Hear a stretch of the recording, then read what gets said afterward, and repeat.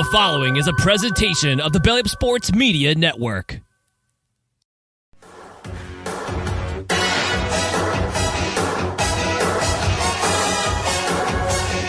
This is the main event.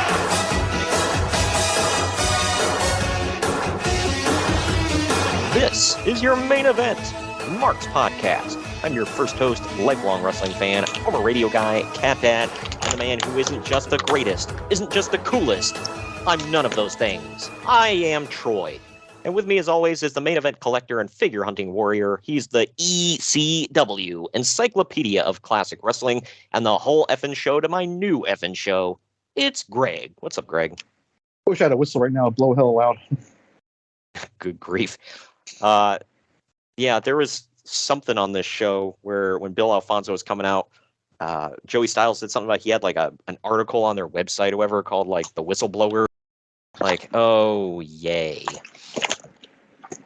It's that Russian dude, right? Or Ukrainian dude, whatever he was. That WikiLeaks guy. Yeah, whatever the hell his name is. I can't even remember now. Julian Assange, that was it. Gosh. Well, the real whistleblower, Greg, is clearly Bill Alfonso. That's who we all think about. But what I was thinking about while I was watching this ECW show was actually wasn't that bad. That was pretty good. 2 ECW shows in a row that I didn't hate. The last one I feel was better.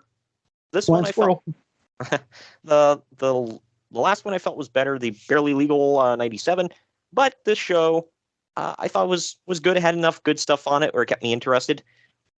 There was a lot of crap surrounding it that we're going to get into because, yeah, if anybody actually watches this show, I did not look into the news before I watched the show. I usually watch it, take my notes for the show, and then I'll go back and collect the news. So I had no idea why the show was formatted the way it was, but we'll get into all that in the news and notes. Did you have any idea what was going on, like why this card was set up this way? That required me knowing what's going on in this stupid company ahead of time. And that ain't happening. Yeah, it was weird. But when I go through the news, you'll see why. It's just like, wow, this is a pay-per-view and all this crap is happening. And you just praised it. Wasn't that bad? So it was crap. Yeah. Hey, the middle of the card was pretty damn good. There was a match on the show that should have closed the show, but it didn't. We've said that the last 7 events we've done. Yeah, right. This particular one, it was just like, okay. I mean, I see a reasoning sort of why you would have the world title close, but when you had to about face the way they did, what the F, man? And look who was in it too. That's the thing. Yeah, right. Well, because nothing draws in ratings like Bubba Ray Dudley. This was before he was even moderately successful. By himself, I mean. Right. Hey, TNA, guess what ECW was smart enough not to do? Give him their world title. Multiple times, mind you. Yeah. God. But we'll get into all of that here in just a few. First, I want to let everybody know about our sponsor. Today's episode is sponsored by Mahler Bros Golf. We all want to look good on the golf course, but it often comes at the expense of feeling good. Mahler Bros Golf has polos that look good and feel good. With their lightweight and stretchy material that hugs your body, you will feel cool while looking just as cool. Their polos are guaranteed to make you look better, but it's up to you to golf better. On a hot summer day on the golf course, there's no polo that you would rather wear than Mahler Bros Golf signature polos.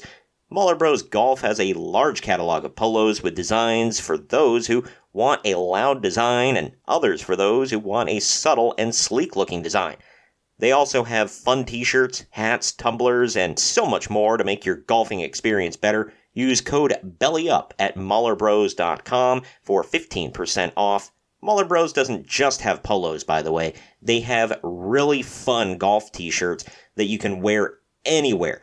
Maybe like that barbecue that your family invited you to, or even that get-together with your friends. Maybe a night out on the town if you want to have fun while looking good and also impressing the local ladies. Make sure to let them know where you got that shirt and wear it proudly. Don't wait to try out your new favorite golf apparel. Upgrade your golf attire with Mahler Bros. Get 15% off at mahlerbros.com with code BELLYUP. That's 15% off at MAHLER bros.com with code BELLYUP. Turn heads on the golf course or wherever you wear Mahler Bros polos. Mahler Bros Golf. Look good, feel good, play good. And now we're going to get into our first break here. On the other end, we're going to get into all the news and notes that you can handle on the other end of this break. Oh, yeah. Follow the Main Event Marks at facebook.com/Main Event Marks Pod, on Twitter at Main Event _Marks, and on Instagram at Main Event _Marks and at Main Event Collector. Get ready to rumble in your new Main Event Marks merchandise. We've got t-shirts, hoodies, masks, hats, stickers, pins, and much more on our Redbubble store. That's maineventmarks.redbubble.com. You can also pick up some awesome clothing items with the latest updated show graphics on our Bonfire store. That's bonfire.com/store/main event marks. Support your favorite retro wrestling podcast and pick up some cool swag on our Bonfire and Redbubble stores. That's maineventmarks.redbubble.com and bonfire.com/store/main event marks. By God! Somebody's interrupting the Main Event Marks! Sit down, JR. It's just me, Kyle Sullivan, aka Shaggy Von Doom, your host of Here in Puckburg on the Hockey Podcast Network. I know, a hockey show on Main Event Marks. Who would have thought? This is an invasion angle. Somewhere between the Nexus and when WCW tried to invade WWE, somewhere in there. But I'm over here just telling you that one half of your tag team champions over here, Greg, he told his story of his love for the game of hockey over on my show. And if you'd like to hear that story, all you have to do is search Here in Puckburg wherever you get your podcast or on YouTube. In the meantime, Shagamania's got to go run wild on some other hockey show. So, just remember, quote the Raven, nevermore, take your vitamins, say your prayers, and oh yeah! Get real with the fever on the dance floor. Main Event Marks are available wherever you get podcasts and on YouTube. Find all of our links on our link tree at linktr.ee/Main Event Marks. And we're back.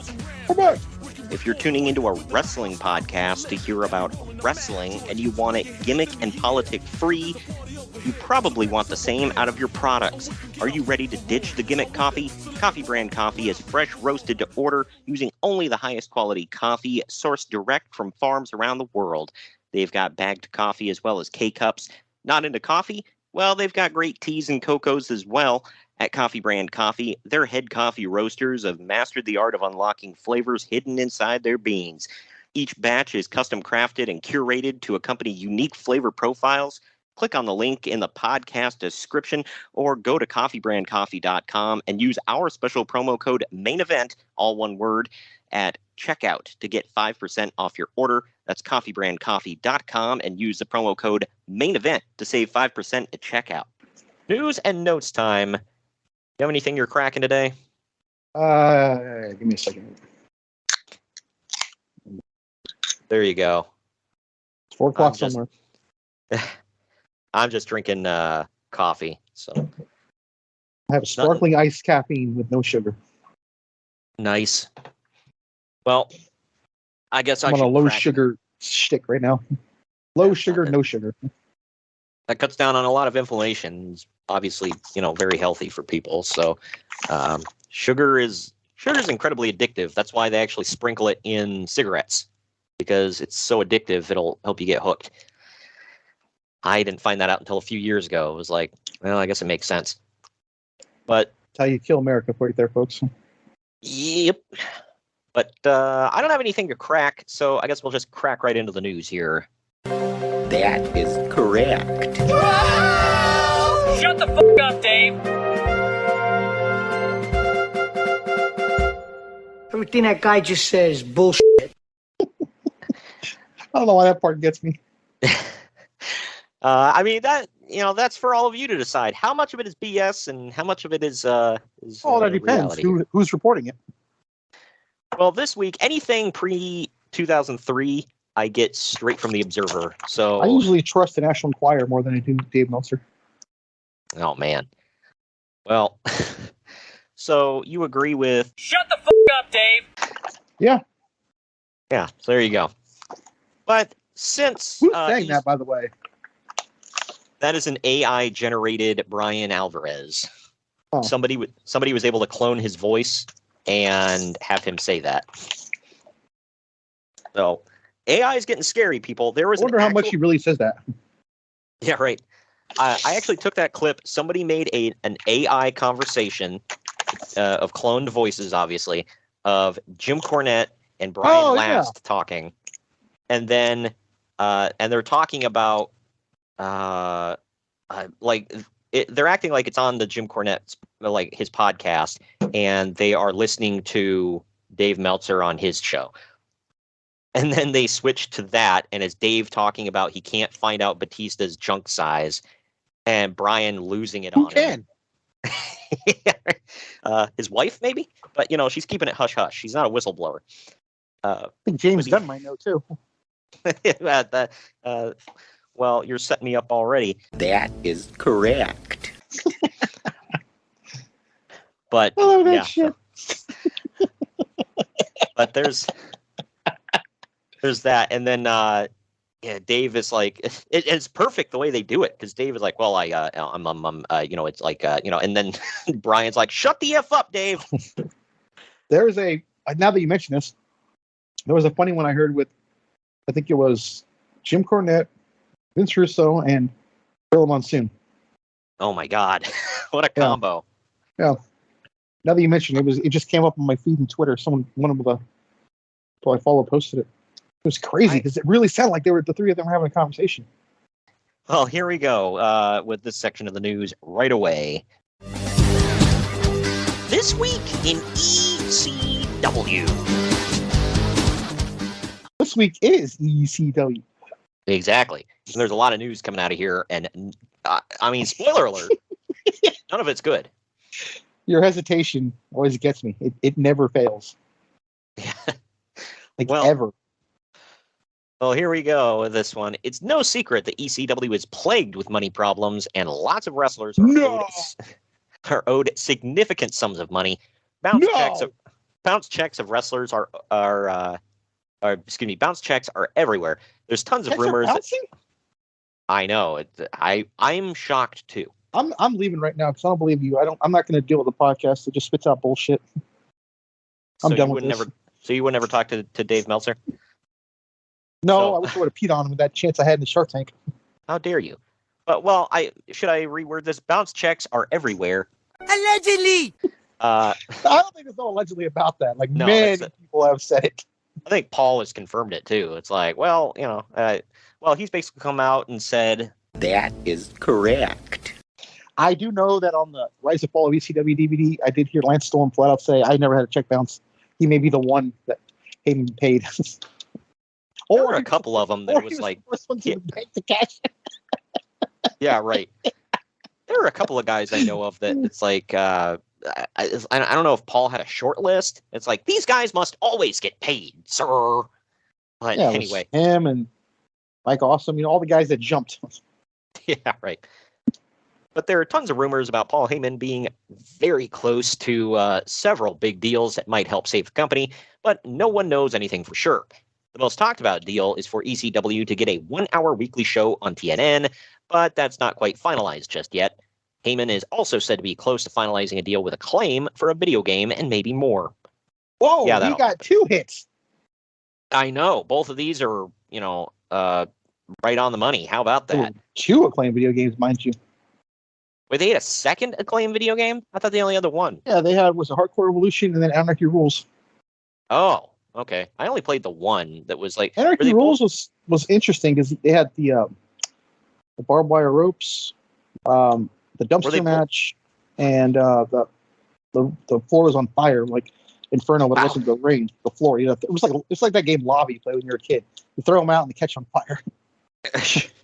Is that were both of the games like ripoffs of WWF Attitude? Oh yeah. Okay. Hardcore Revolution was an Attitude clone, and then Anarchy Rules was Hardcore Revolution clone with extra stuff added in. Oh yeah, definitely.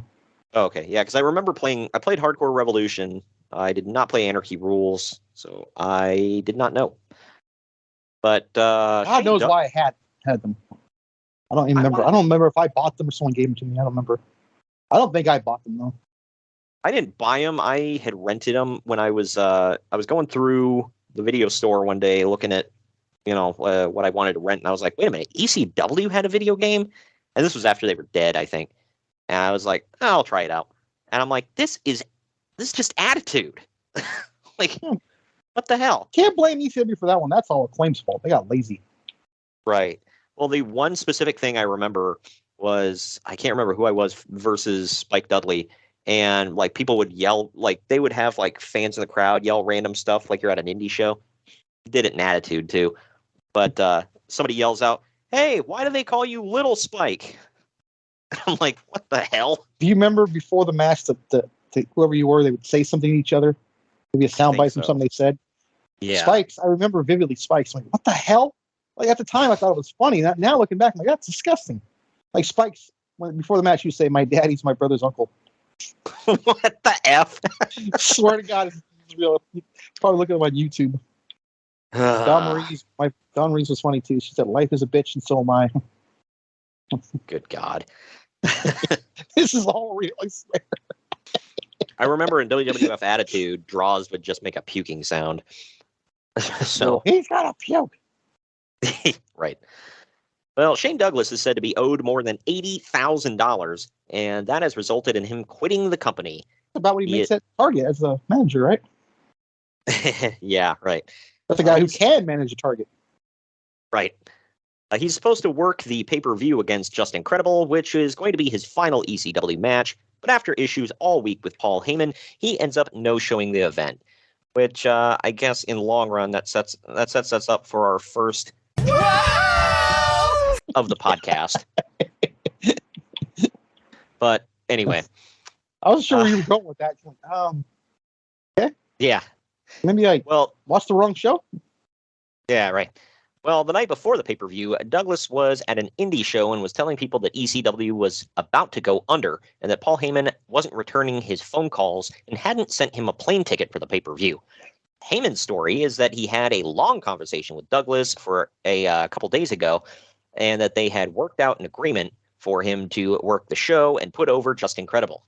Heyman said that he didn't send Douglas a plane ticket because the show was within driving distance. It was a 3-hour drive, so he didn't have to fly. I mean, that kind of makes sense. I mean, dude, just drive 3 hours, man. Well, because ECW, there's 3 sides to every story. Paul's, the wrestlers, and the truth. Yeah, right. Well, Douglas also claims that the TNN deal isn't even close to done because TNN is asking questions about ECW's financial state. Heyman was furious when he heard that Douglas was saying that, and he tried to get a hold of him. How dare you say the truth out loud, sir? But I don't know who to believe there because how can that be close to done? This is in May, and it's going to debut in October. It's only 6 months. There's no way in hell they're going to only give them a couple months' notice. It had to have been done or close to done. Yeah, I mean, they're not going to just greenlight a show like in August or October. I don't think. I'm not a pro there, but yeah, right. Well, Douglas is still negotiating with the WWF, but nothing is finalized. Should I hit it again? Nothing would get finalized. Douglas says that he still considers himself an ECW employee, and no one has told him that he's fired. Sources close to Heyman say otherwise, and that Douglas is gone. Yeah, wouldn't you know who won the pony? Douglas is gone. And he would show up in WCW and do a Viagra on a pole match. I mean, join the revolution and be anti-American. Yeah, the revolution is a country, not a stable, I guess. Whatever. All of them but him would jump to the other company. Yeah, right. he got like that twice. I mean, they didn't think about that. Dude, WWE wanted nothing to do with Shane Douglas. Like, nothing at all. Toxic as hell, dude. I feel like they must have got soured on him with the Dean Douglas run and just were like, nope, we're done. Never again. He's not worth it. I don't know. So the night before the pay-per-view, Paul Heyman called Sid Vicious to get him to replace Shane Douglas in the match against Justin Credible. Problem What about is that Sid? Yeah, right. May I have another volley, sir? How about Sid?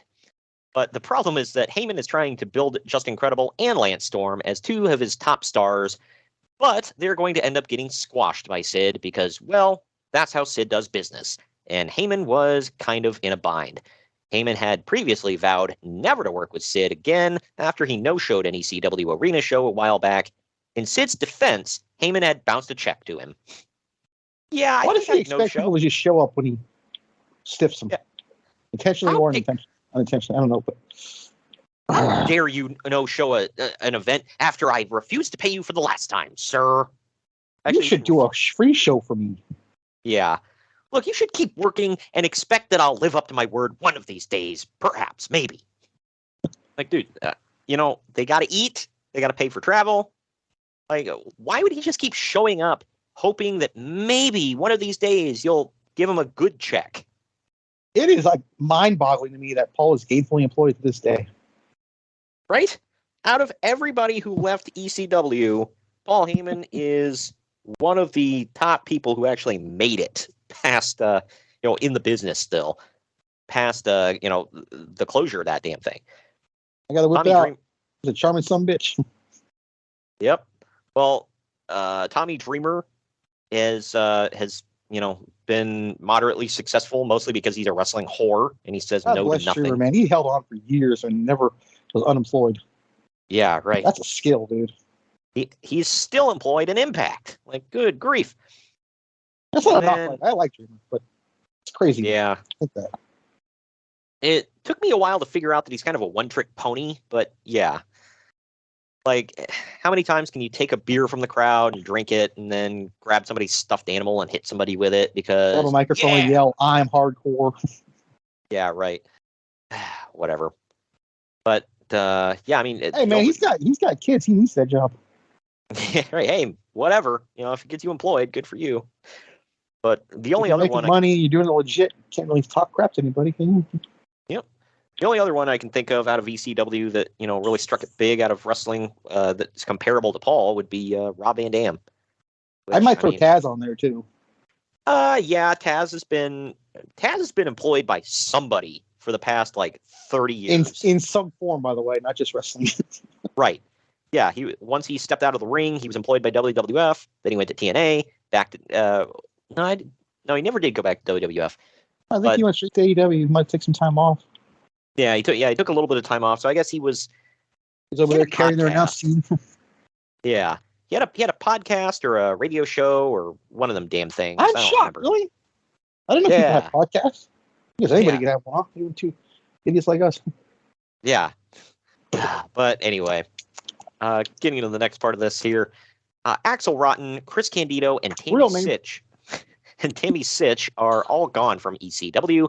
Candido and Sitch will work the pay-per-view and will basically be buried. Yep. They're on their way out, too. I'll get to that here in a minute. But both of them are owed money also because they allowed Paul Heyman to use their personal credit cards to buy plane tickets to fly wrestlers in for shows.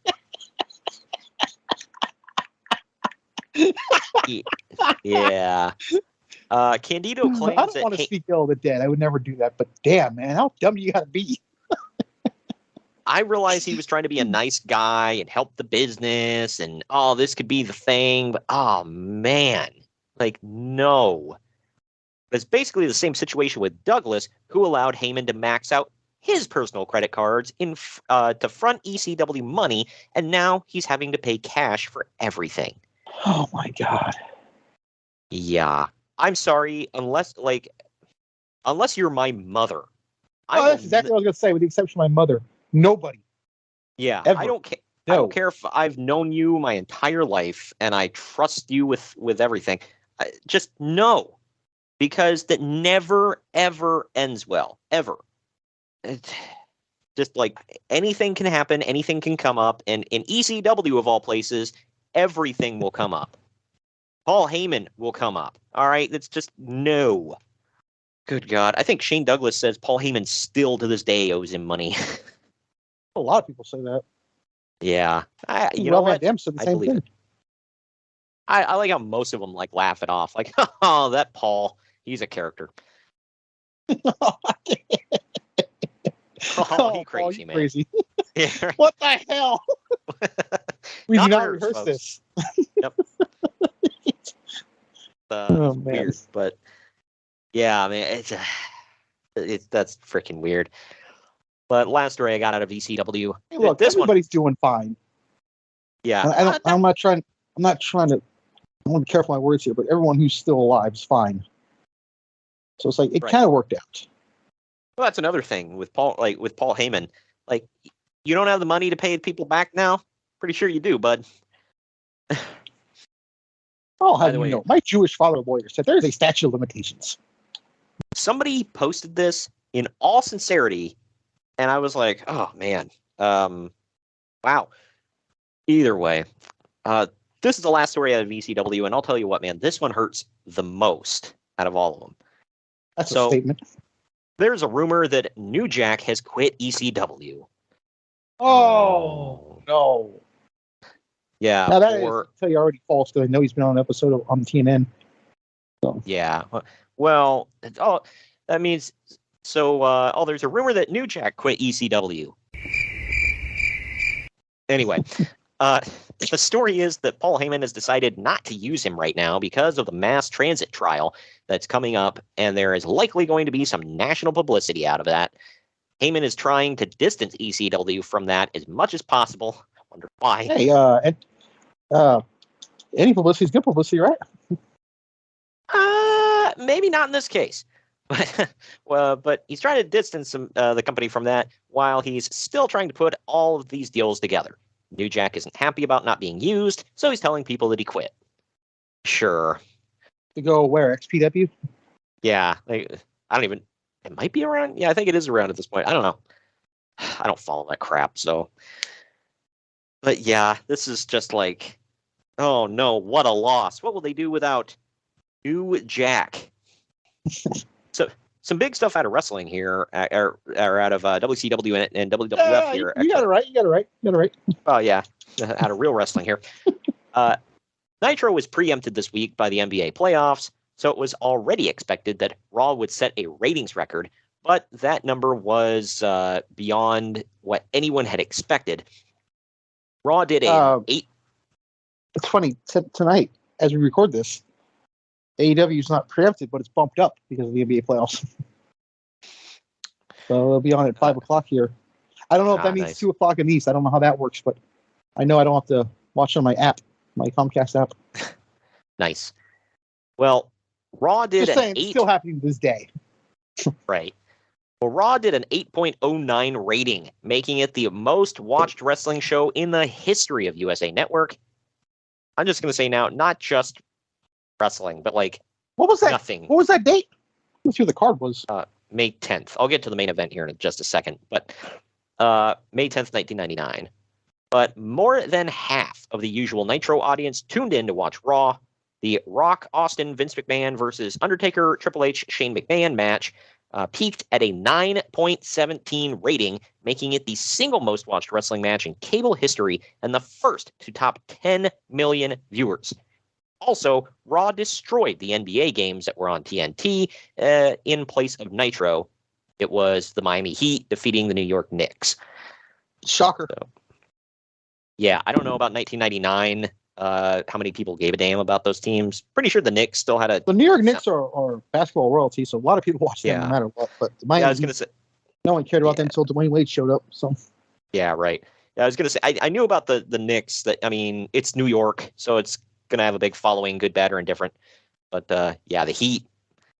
I don't think anybody cared about the Heat until at all until like you said, Dwayne Wade showed up. But the Raw rating is likely going to be one of the highest ratings for any show on cable TV this year and gives them a lot of leverage when negotiating their TV deal next year, which, would lead to them leaving. I was like, I don't think that's going to work out well, believe it or not.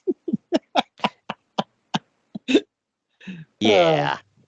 But WWF is still negotiating with UPN to get another show on there later this year. That will happen. They've also had discussions with Fox for a network show, but Fox wants to buy the WWF or at least own a majority interest in the company, and Vince McMahon ain't going for that. Yet. Yeah, well, even when they did go to Fox eventually, no, they didn't. They did not. I just mean they don't own a selling majority. a period, but Yeah, right. Yeah. I remember this Raw vividly.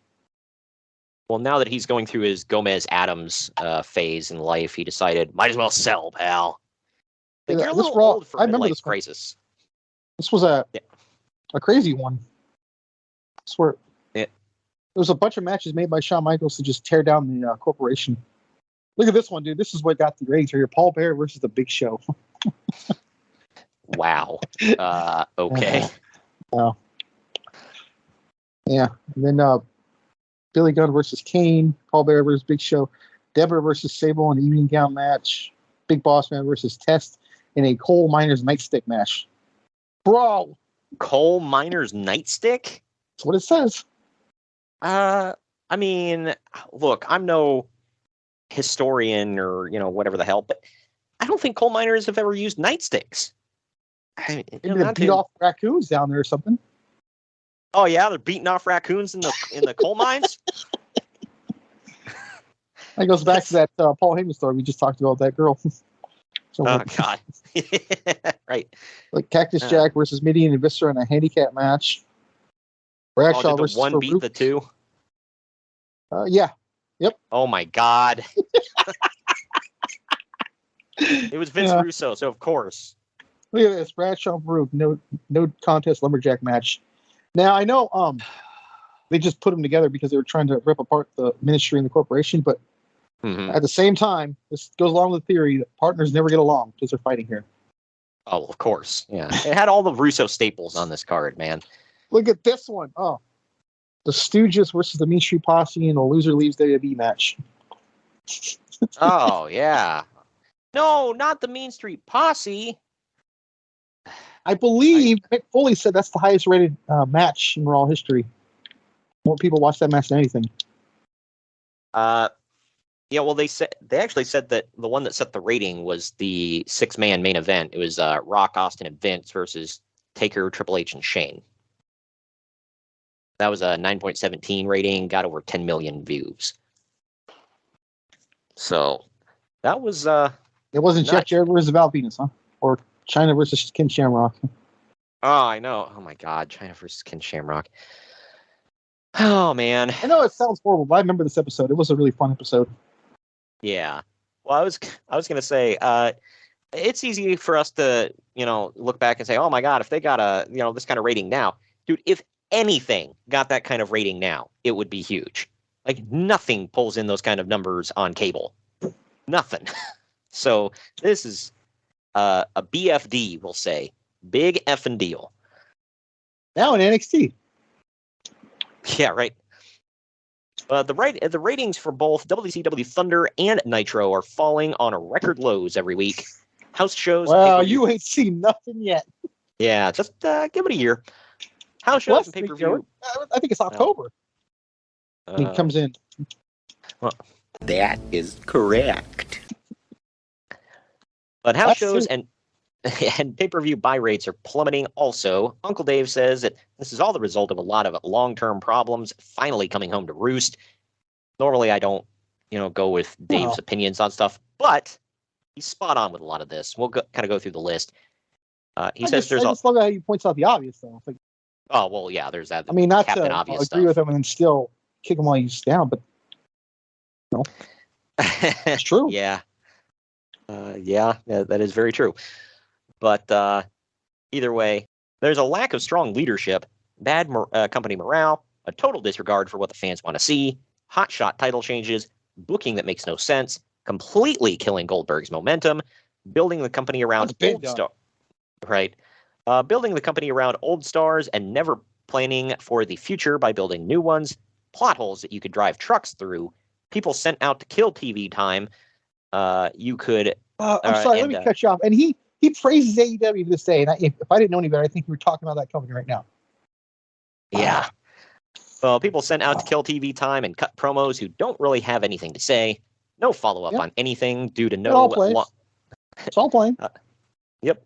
No follow-up on anything due to no more long-term booking plans for anyone. So many heel face turns that crowds often don't know who they're even supposed to cheer or boo for this week, etc. Uncle Dave thinks that Eric Bischoff needs to regain full control of the company or step aside as the inmates are currently running the asylum. People no-showing or refusing to do jobs without punishment, and booking that is designed to bury people that Kevin Nash and Hulk Hogan don't like rather than doing what's best for the show has also become a major issue. That is what's best for business. I do want to clarify something, though. There's one thing AEW doesn't do. I don't think they do a lot of heel face turns. They don't do that a lot. No, that doesn't feel overdone. And they don't hot shot title changes. So I gotta give it to them. They never have their champions on TV. Yeah, right. So it's hard to do. Or when they do that, the world champion come out and cut the same promo every week. Yep. I'm better than you. I'm Jewish. WWE. Good God. That's it. Every week. Yeah, throw in some squares and you got an MJF promo. But anyway, look. Sorry, obviously, I left off Magical Place, Long Island, every week. No, yeah. Obviously, like we pointed out, Dave is stating the obvious here, but at the same time, he's not wrong with any of this stuff. So there's that. But the latest on the WCW NBC deal is that it's basically dead. Backstage, Eric Bischoff was telling people that TBS executives screwed up the deal somehow, and that NBC backed out of it. Do you remember that the UWF Dark Side of the Ring? Like, Herb, we have nobody here. Somebody screwed up. And nobody bought because of it. Well, somebody screwed up. Yeah, right.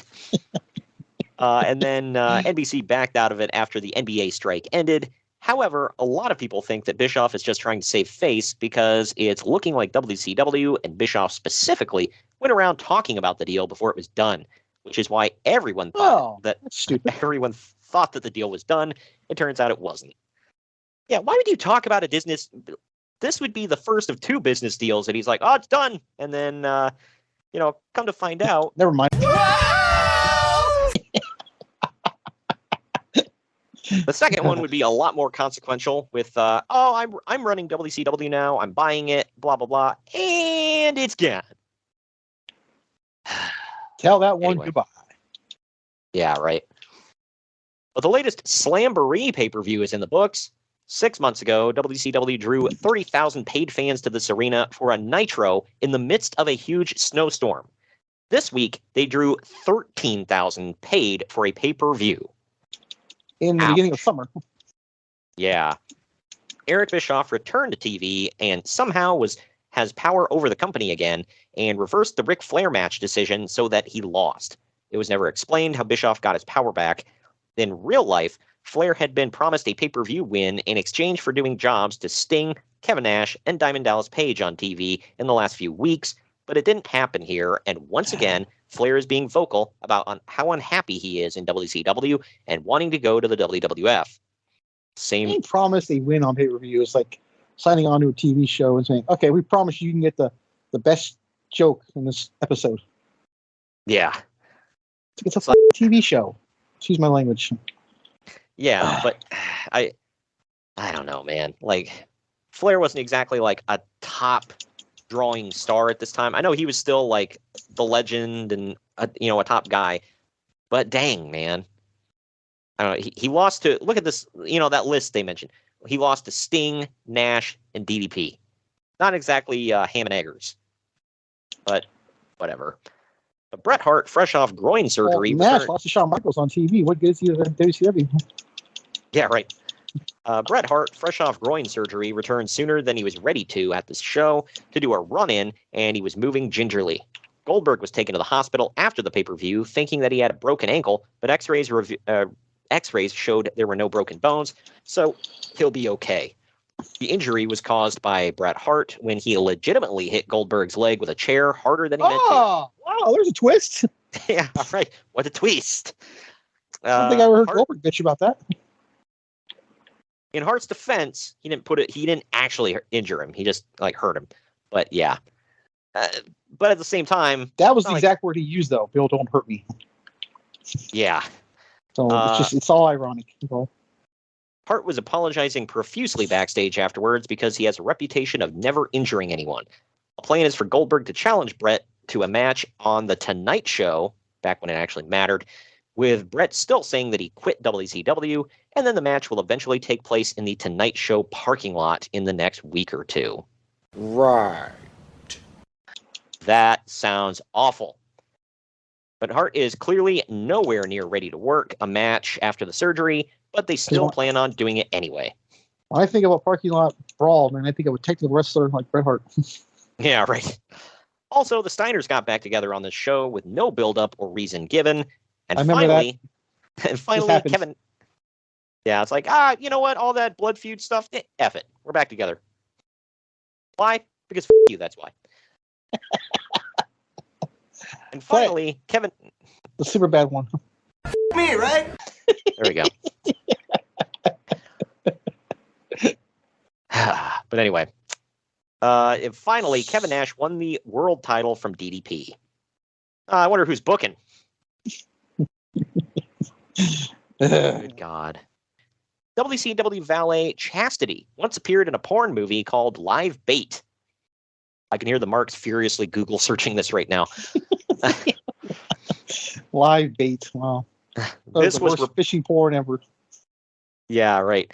It sounds like it should be like a show, like a movie that Chris Hansen is involved in. Good Lord. Like he's baiting someone. But this was reported on months ago, but now several media outlets are picking up on the story. It was mentioned on TV Guide and the New York Post, mostly in an attempt to trash Ted Turner. Yeah, if Ted Turner didn't own CNN and was a big media conglomerate, nobody probably would have given a damn. But it's everybody hates success. Yeah. Well, headlines like, one of the female stars of Ted Turner's family-friendly WCW organization has an X-rated past. Let's be easy on the word star here. Let's not be so liberal with that word. I know. It's like, female star? Didn't she just follow around Raven? Yep. Who, in his own right, was not a star? I love Raven. I'm not crapping on him. But, yeah, no. It was also mentioned on Jay Leno's Tonight Show, Craig Kilborn's show, and even Saturday Night Live referenced it. Why was this such a big deal? She was a nobody. Like, good God. I know it's honestly off the top of my head right now. I don't remember what she looks like. I know she's blonde. That's literally the only feature I can mention of her. She's blonde. Past that, I don't freaking remember. I know you pointed it out to me at one time. You're like, oh yeah, she got fired for doing porn. I'm like, oh, did she? I've never heard of her before. Yeah. But even the WWF made reference to it on their website, saying that at least their porn star is just a guy playing a gimmick. Says the company who brought in Jenna Jameson. Don't they have an actual one in his video? Yeah, right. The producer of the film, Jules Jordan, was interviewed about it, saying that he's surprised it's such a big deal because she only appeared in one scene, there's no photo of her on the box, and she's not even listed in the credits. Anyway. Jules Jordan sounds like an actual porn name, not a director. Or whatever he is. Producer, yeah. I wonder if he's a sleazy guy that wears sunglasses indoors and smokes a stogie. But anyway. No, those guys are usually down there. They're not sleazy at all. So. Yeah. Anyway. They're not exploiting women in all whatsoever. So. Backstage, Eric Bischoff has reportedly said that whatever she did in her past is in the past, and she won't be punished for it. To which I say, yeah. She actually gets fired for this. So there's that. But not by him. So he didn't lie. I mean, I don't know if he did or not, but yeah, unless if he did, it was because he was told to. I'm going to assume Turner, like the company Turner, not the guy Turner, probably sent down an edict. It was like, fire her. Like, now I'm sure XPW was alive at this time. Didn't she go back to ECW for a bit, or was that pre-WCW? Yeah, I forget. No clue. And I don't care enough to. And screw you for asking me, thinking I would have an answer. Well, I don't know. We've watched some ECW stuff together. I thought maybe you'd remember. Because I don't. I know we've seen her in ECW. I just forget what shows. So, sorry, I don't have my Chastity timeline right in front of me. How did you not know she was a porn star? Look at that name. But Davey Boy Smith is improving and is able to move around a little, and even leave the house. He's also still interested in wrestling again and is said to be in contact with Vince McMahon. Yeah, he would go to WWF. Yep. Even though WCW released him, they're still sending him weekly paychecks, which is a pretty obvious. which is a pretty obvious attempt to try to avoid a wrongful termination lawsuit and stay on his good side. Yeah, that's a good way to do it. Keep sending him money. It's not quite the same situation for Rick Rude's family. Rude's widow has not received any checks from WCW, so they don't appear to be paying out the rest of his contract to his family. Well, it's not their fault he injected his dingling with steroids and killed himself. Oh my God. I will Honky say... Tonk Man said that. What are you calling him a liar? If the sentence starts with the Honky Tonk Man said, it's just a lie. Anyway, but Perry Saturn is dealing with a back injury, which was suffered after landing on the Warriors' trap door in the WCW ring. It sounds like a pandemic at the time. Why don't you get rid of the damn thing? Yep. Well, that's the same as Davey Boy Smith's injury. This week, he had fluid injected into his L4 disc and has been in agony to the point of that other wrestlers were having to help him carry his bags in the airport. Oh, hell no. Yeah. I'm done at that point. Yeah, right. If you can't carry your bags, how are you going to put on a match, man? But he had been taking heavy painkillers to deal with it, but was said to be scared of Rick Rude's death and stopped taking them. He's not working house shows right now, but since he is one half. Okay, no one's going to him right now either, so it's fine. Yeah, right. Nobody will know. But since he's half of the tag team champions, he's still doing TV and pay-per-views. Oh, well. What a trooper. Yeah. How are you still putting this dude in the ring, man? Why? God. Idiocy. That's not a liability. Dude, nowadays, if somebody gets hit in the head a little hard in WWE, they're off the show at least for a week. Whatever. But Goldberg tried to renegotiate his contract this week. He's still signed for several more years at $800,000 per year. Even though he is by far WCW's biggest star, he is still paid well below the likes of Hulk Hogan, Scott Hall, Kevin Nash, Bret Hart, Randy Savage, and Sting, all of whom make $1.5 million or higher. So he tried to renegotiate and get a raise, but Eric Bischoff isn't going for that, which has left Goldberg pretty unhappy. Yeah, Kevin Nash said him and Scott Hall were rooting for it because of their favorite nations clause. Yeah, well, I think he ended up getting that raise after a while because Hulk Hogan hooked him up with Barry Bloom, and that's Hogan's big time agent there that got him all of his big deals. And yeah, basically, Bischoff said that made his life a living hell negotiating with Goldberg.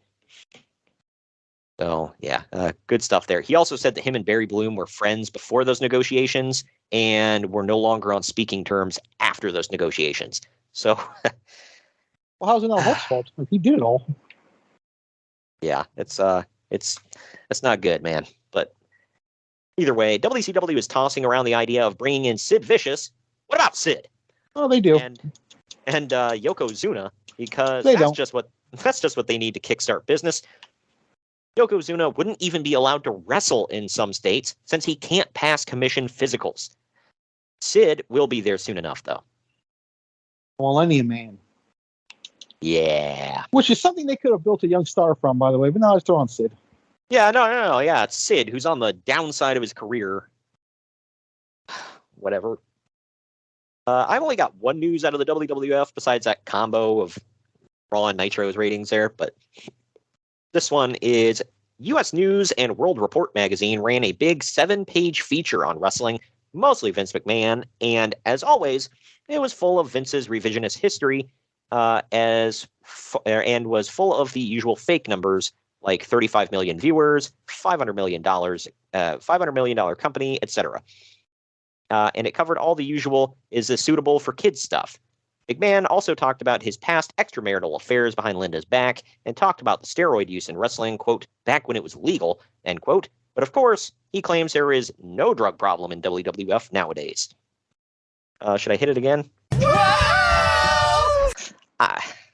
Yeah, I don't know about all that, but they always say history is written by the winners. And I like that what you said, by the way. His extramarital affairs behind his wife's back, as opposed to the old extramarital affairs in front of your wife's face. Hey man, that's become a thing now. I've seen multiple God. I've seen multiple couples that will have extramarital affairs, and it's signed off on by whoever they're with. So, That's your problem now. yeah. Well, either way, getting into Japan here, All Japan Pro Wrestling officially announced Mitsuharu Misawa as the new president of the company in a press conference. Giant Baba's wife, Motoko Baba, is on the board of directors, along with several other top wrestlers. Oh, what can go wrong when your board consists of, active wrestlers? Nothing. Yeah, that's never been the downfall of company. This one's kind of sad. Dr. Death Steve Williams inquired about getting rehired by All Japan Pro Wrestling and was basically told, maybe.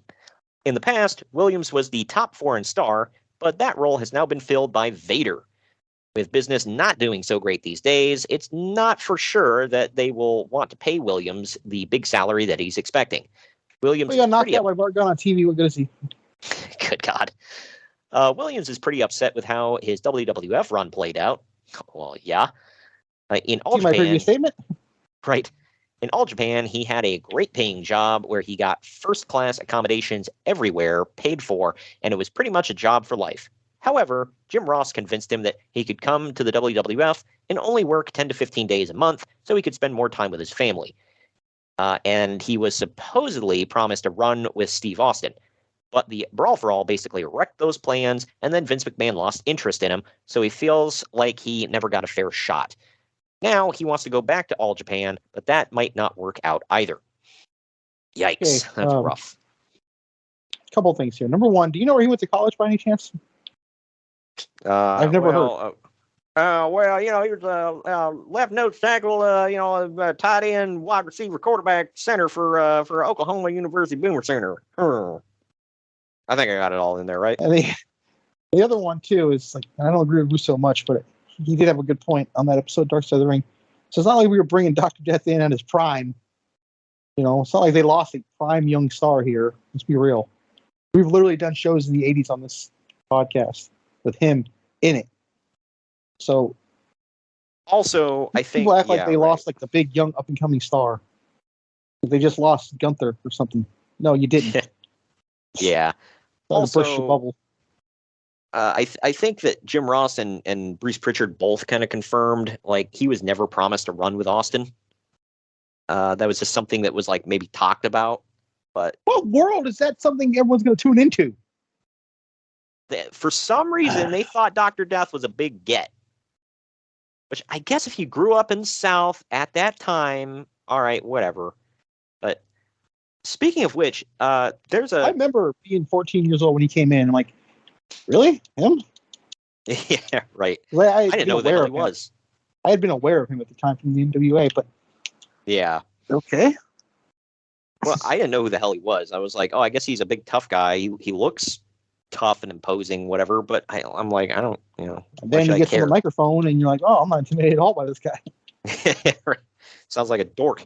But I actually heard, speaking of like, where you grew up and whatever, I was listening to a show the other day, and there was one of the guys was a couple years older than me. Another one was about 38, 39, somewhere in there. And the one that was closer to my age was saying, he's like, oh, I grew up, loving, Macho Man Randy Savage, bigger than life, whatever.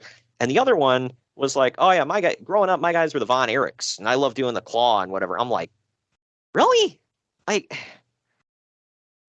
You watched wrestling pretty young in the 80s. So I know you didn't grow up in Texas, obviously. So maybe that was just like a Texas thing. Maybe they were like football in Texas. Everybody liked the Von Erichs. Yeah, right. If you grew up in Texas in the 80s, you liked Jesus, the Von Erichs, and Texas University. Go Longhorns. But anyway, bad news. Allen wrestled his final match. Like gunning with God. My favorite one. Yeah. Bad news. Allen wrestled his final match this week in Canada and is retiring. And will be getting a double knee replacement. The doctor suggests. Years old when I knew in 1999 he was still wrestling. Yeah, right. Yeah, it's like, wait, what? The doctor suggested that he do one knee now and the other in 6 months. but he opted to do them both at the same time and get it over with. Yeah, I heard that recovery's a biatch. I can see the reason of doing that, but I think I would listen to the doctor on that one. Yeah. Really makes you immobile for a while. That's become a thing lately, though.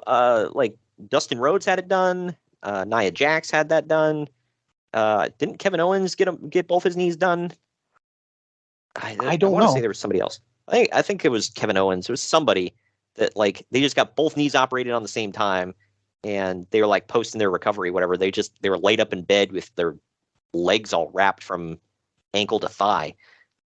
Like, damn. And yeah, they had to wheel themselves around in a wheelchair everywhere. Like, that's why Jim Cornette hates when people call it fake. Yeah, right. Well, legendary wrestling announcer Gordon Solie. You can be manipulated, but ain't damn thing fake about it. Yeah, pretty much. Legendary wrestling announcer Gordon Solie is having some health issues lately. He was supposed to do commentary for an indie show, but he had to cancel because of polyps on his vocal cords. I think that indie show might have been Heroes of Wrestling. Might have been. I know he pulled out of that. I think that was the one. That might have been the one. Yeah, that sounds about it's in the right. archive, right? No, we didn't do that one. We should, because we got to do that one. We got to do the full thing, man. Sit there through the whole show. Anyway. No, I don't believe in suicide because you go to hell, but that show would make me want to chant hell. I'm just saying. Yeah, right. But they're checking to see if it's malignant. Solie recently lost his wife to cancer. Sadly, this is indeed throat cancer, and he dies about a year later. It sucks. It sucks, but when you sit there and smoke cigarettes all the time. When you smoke like a chimney and drink like a fish, you're kind of asking for it at that point. Not saying what you happened to deserve Larry it. King? Yeah, I think so. Well, I'm sorry, but it's like I'm not saying you deserve it when you do that. It's not what I'm saying. I'm just saying it's like if you're running through traffic. I'm not saying you deserve to get hit by a car and die, but you're chancing it. Gonna. Yeah, like there you go. Oh man, I remember some of this one, man. So good Lord, that's not a good opening. No, it's not. There's a made-for-TV movie airing next week about Jesse Ventura. You never saw it. Never even heard of it. My dad put it on TV when it was like, they actually had it on TV, and I was like, my God. But Uncle Dave has seen an advanced copy and says that it's really bad. Also, it gets basically everything wrong. Parts of it were filmed at Nitro, and in scenes that supposedly take place in the 70s, you can see NWO merchandise and WCW logos in the background. Okay, you can't knock a movie for that because that happens very often in movies when they do flashbacks and stuff. I remember that movie Troy with Brad Pitt. There's a scene where there's an airplane in the air. Sometimes you just can't control certain things. So that's not really a fair knock. Something like that. It's like, really? How much money did you spend on that movie and you left a damn plane? You didn't CGI that damn thing out? Like, come on, that's stupid. That's like... I'm just saying when you film stuff, sometimes you just don't see what the camera sees. Yeah, I don't know. This was just like, why are you filming at Nitro? Like, and here's another thing. Because they're not to use this word again, but kind of whores and take anything to get money at this point. Basically. Well, here's another one. Goldberg, Raven, and Chris Canyon all have small roles in it. Because, that makes sense. For the Jews. And Canyon worked at, 2 out of 3. There you go. And Canyon worked as a consultant behind the scenes for all the wrestling stuff. It's basically a bad, cheesy, made-for-TV flick, and it's clear that the people making it didn't really know much about wrestling. There's a sleazy There's a sleazy evil promoter that's supposed to be Vince McMahon. Rob Reiner plays Gorilla, who is Ventura's announcing partner. I can see that. Yeah, physically I could see that if you shave his face, put some sunglasses on him. But can you imagine Rob Reiner? It's like, would you stop it? That'd be hilarious. Is that a meathead? Yeah. They also pretty much recreate the Montreal Screwjob in this movie, which is why? Because they claim that is what causes Ventura to quit wrestling. In 1997. I didn't even know he was that close with the Hearts. He was out of wrestling way before that. And then he came back for SummerSlam 99. This movie is legendarily bad. Yeah. It sounds like it. It was horrible. I remember as It sounds like they just plucked moments out of wrestling and put it in there and slapped Jesse Ventura's name on the title and hope it stuck. Yep, and they got a Jesse Ventura impersonator to like narrate the whole thing and like play act in it, whatever. Couldn't get I don't know, the actual man himself. Nope, you gotta get an actor because they dressed him up like in the old scenes and whatever, and then they had him like looking like the governor nowadays. Yeah. You remember that time when you were a kid where you don't really know what a bad movie is and everything is just like, oh, yeah, whatever. I watched Batman Robin, yeah. Right. This was a time I was still at that stage, and even I saw this was like, that's bad. Like this, like what is this? But my dad notoriously watched terrible television, so that was I think all of another our parents thing. did. My dad did too. Yeah, he liked was that the last action hero or no? What the hell is that one where it's like it was a show. Yeah, my dad loved Thunder in Paradise, I'll tell you that. My dad liked that one too. The Greatest American Hero. That's what I'm thinking of. You remember that show? I don't. Yeah, it's a super corny show. People can. Well, the fact that you're laughing at your dad for liking it kind of give away that was corny, yeah. Yeah, and it's like this guy gets superpowers in a weird way, and then he's got to figure out how to use the powers, and like it's like every episode he finds. I've seen that. It's called Spider-Man. Yeah, well, like every episode is like he's figuring out a new power that he has, and he can't use it properly. Like Spider-Man. And it's just some like some goofy little skinny dude with a blonde afro. Again, sounds okay, except for that part. It sounds like Spider-Man. Goofy white guy. Yeah, right.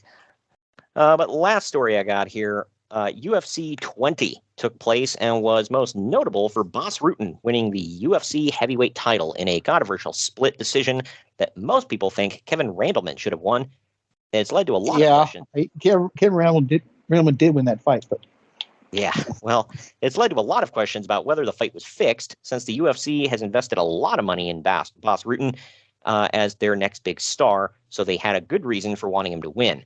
Randleman's people were said to be furious afterwards, feeling that their guy got robbed. that happens more and more in UFC today, so yeah, just stupid judges. Yeah, even Uncle Dave said, he's like, I don't think it was fixed, I just think the judges were dumb.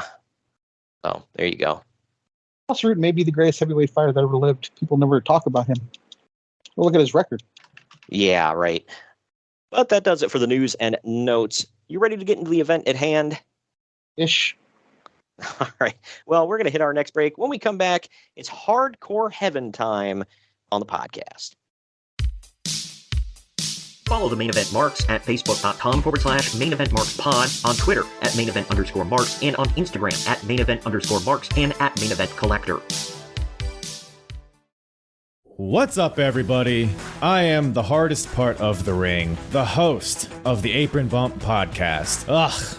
Another wrestling podcast. How many times can I listen to fans tell me who needs a push, who doesn't need a push, who brings Vince's coffee these days? Enough! The Apron Bump is about the journey. It's about nostalgia. It's about discovering new forms of wrestling to really tickle your pickle as a wrestling fan. The podcast brings you reviews of wrestling events all over the world, whether it's WWF, WWE, WCW, ECW. We even cover the golden eras of Ring of Honor, Progress, TNA, and more promotions in the future as well. New episodes every Wednesday. Bump Day, yeah? Go to apronbump.com or go to your favorite podcast platform or YouTube and subscribe today for the most diverse, fan-friendly wrestling podcast in the world.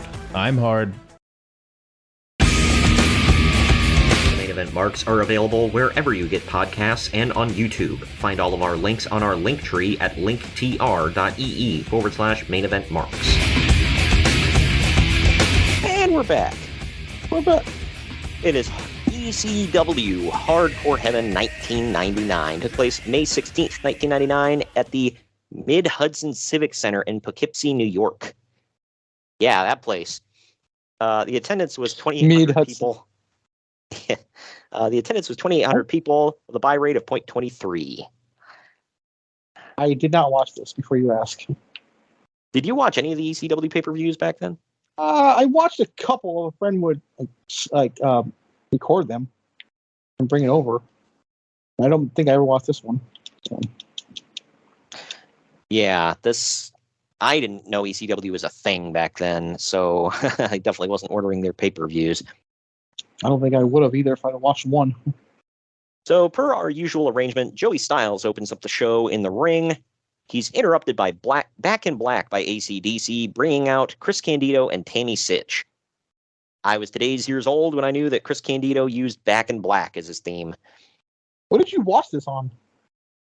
A certain website where it was basically a VHS rip. And I know that it was a VHS rip because there was a point in the show where the screen goes black and it says tracking. Good Lord, I remember that. Yep. I was like, holy crap, that just sent me back to this time. Yeah, Peacock, he comes out to his Body Donis theme. Go figure. I'm just kidding. Oh, God. I would laugh if that was true. But Joey tells Chris that he's a little early for the main event, and Chris says that tonight he's got himself an insurance policy in the Dudley Boys. The Dudleys come out to the ring, and Chris Candido goes on a rant saying that he knows he can beat Taz and become the new World Heavyweight Champion. Taz's theme hits, and Taz rushes the ring, taking out the Dudleys along the way. He brings out a referee with him and tells the ref to start the match. Now, Taz's theme actually is the WWE theme on this. Really? Nice. Yeah, because this is how things work, you know. You can just be like, you know what? I know our match is scheduled for the main event, but let's do it right now because I said so. Get out here, referee. You know, that happens to this day. Brock Lesnar did it. So weird. The other thing I want to know about this is like, okay, so their whole thing is like, well, Chris is leaving the company, so let's bury him and get him the F out. You still had the scheduled main event match. Why not just put on the damn match and have Taz beat him clean in the middle? Is that just like... Yeah, you're stupid. I'm using logic and stuff. Yeah. Kyle from Apron Bump, you hear this? He's using logic too. Right. We all well, do this is Taz defending the ECW title against Chris Candido in 1:10 seconds. That's right. Yeah. Taz makes quick work of Candido, making him tap out to the Karahajime. It's okay. He's going to go win the prestigious Cruiserweight title soon, so it's fine. Oh, hell yeah. By the time it means absolutely nothing. Uncle Dave gives it a 1/4 star. I didn't even rate it. Did you? I gave it 1. I guess in hindsight, I probably shouldn't have rated it. It made no sense. It was under 2 minutes. I was like, this is nothing. I think he hit a suplex. He had no problem with it. Yeah. Well, after the match, the Dudleys hit the 3D on Taz, and the crowd chants, one more time, one more time. Like, isn't Taz the babyface here? What is going on? Because they always got wind when someone was leaving, and so, you know, there's a group sign disrespect. You're leaving us? You're leaving this amazing company? Yeah, right. How dare you leave this sweat box of a hellhole? You mean you want to get paid? How dare you? But as EMTs are helping Taz out of the ring and to the back, but Cyrus joins Joey Styles on commentary, telling Joey to calm down because, quote, it's only wrestling. What the actual hell, man? So literally right at the beginning of your show, you're telling us none of this matters. It's just wrestling. Calm down, nerds. So Russo says to Cornette when he wants him to calm down, stop trying to hurt him. Yeah. Yeah. It's like, this is just the bold strategy, Cotton. Let's see if it pays off for him.